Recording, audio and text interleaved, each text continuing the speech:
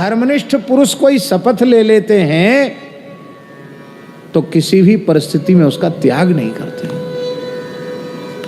इसलिए धर्मनिष्ठ पुरुषों का अंतिम महास्त्र है शपथ।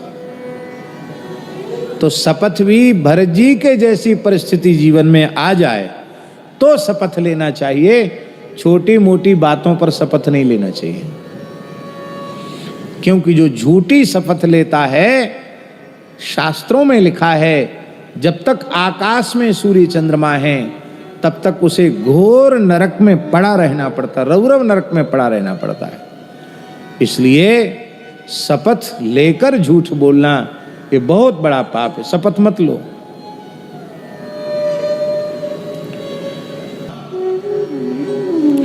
इसलिए महाराज जी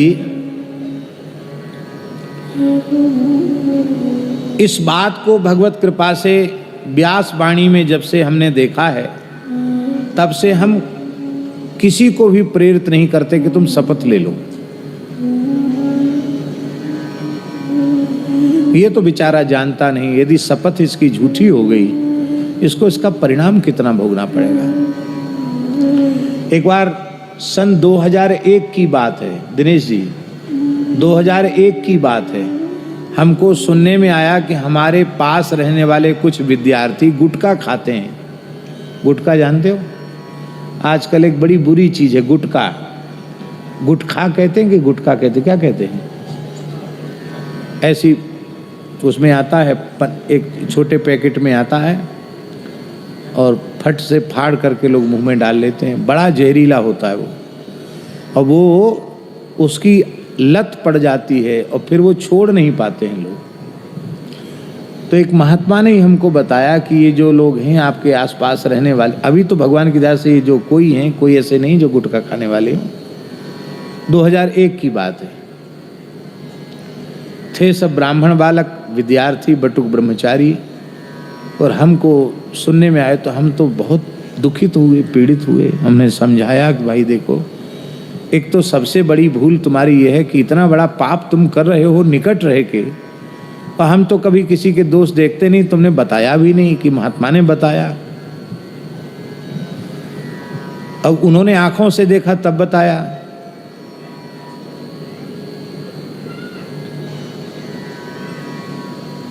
समझाया सबको छोड़ दो व्यसन।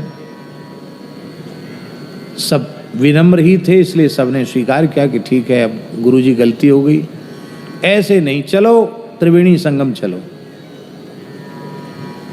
तो सब त्रिवेणी में ठंड में सबको खड़ा करके, इतने जल में खड़ा करके बोले अब शपथ लो कि जीवन में कभी हम व्यसन नहीं करेंगे।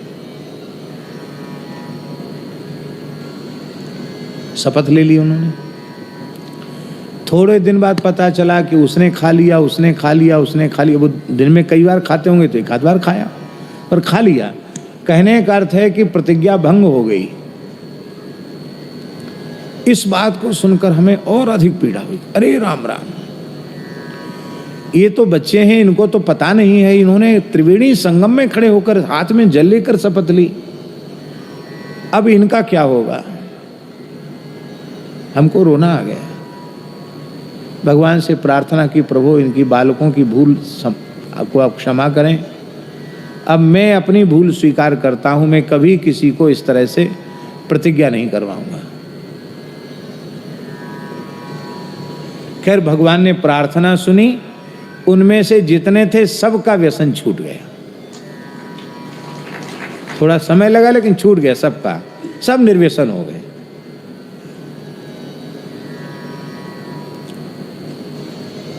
मनुष्य व्यसन नहीं छोड़ पाता है जल्दी।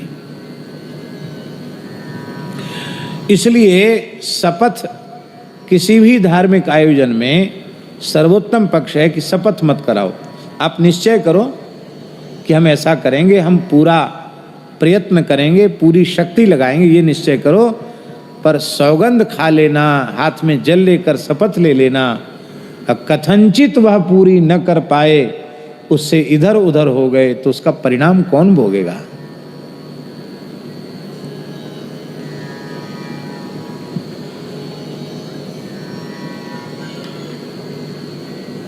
और शुद्धानंद जी किसी ने शपथ नहीं लिए, संकल्प लिया, भीतर से निश्चय कर लिया, तो